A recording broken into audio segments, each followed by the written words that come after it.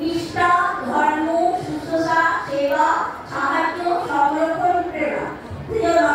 এই 8টা বৈশিষ্ট্যের বদ্ধ ছিলেন আমাদের মা লক্ষ্মী দেবী বড়মা। কিন্তু বর্তমান যুগে নারীদের মধ্যে এই বৈশিষ্ট্যগুলি খুবই কম।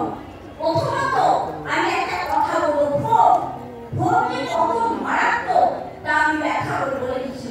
আধুনিক যুগে কারণ মারা যখন ছেলেকে খাওয়ায় তখন ফোন দিয়ে খাওয়ায়, যখন পড়ায় তখন ফোন দিয়ে পড়ায়। কিন্তু এই মারাত্মক কি ফলে জানি, আমি যখন এভাবে কাজটি কিছুদিন আগে ঘোরা ফিরে তখন দেখলাম শিশু কেমন চিৎকার করছে। কেন না সে ফোন নেই, যখনই তাকে ফোন দিচ্ছে তখনই সে ফোন আছে, আর যখন ফোন পাচ্ছে না সে মারাত্মক ভাবে চিৎকার করছে। তাই দেখুন কিভাবে বোধ করে অস্বাভাবিক ঘটে, কথা বলতে ঘটে, সে সোশ্যালিজম হয় না, সে কি হয় ওই ফোনের থেকে তার মন থাকে। আমাদের রাজনীতিতে মায়ের শাসন কেমন হবে, মায়ের শাসন হবে যদি ছোটখাটো অপরাধ করে তখন মারা যেন ধৈর্য হারিয়ে মারধর না করে, তাই বৃহত্তম যখন অন্যায় করবে তখন সেই মারটাও কাজে হবে না। আর একটা কি আমাদের দেখবেন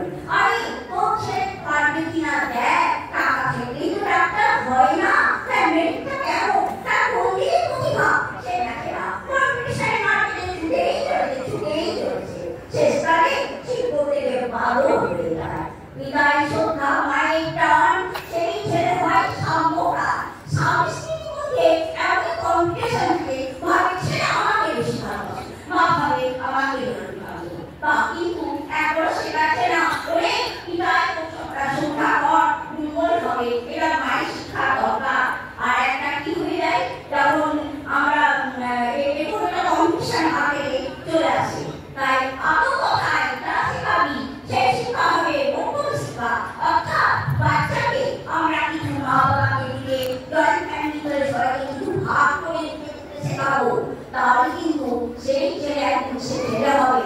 যদি মা বাবা আগ্রহ করে বলে না বাবা আমার কাছে দরকার নেই তুমি খা, সেই সব মা বাবাদের আশ্রয় শেষে বৃদ্ধাশ্রম।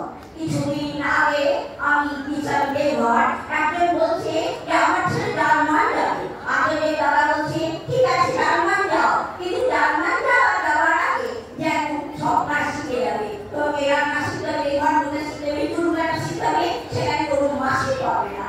কিন্তু দেখছি আমরা কি করি, বাবা কি আমার আদর্শ না, ছেলে বলুন মেয়ে বলুন প্রত্যেকে কাজ শিখতে হবে। তখন স্ত্রী অসুস্থ হবে, বাচ্চা হবে, এখন একাকি থাকবে, তখন সেই স্বামীকে রান্না করে খাওয়াতে হবে।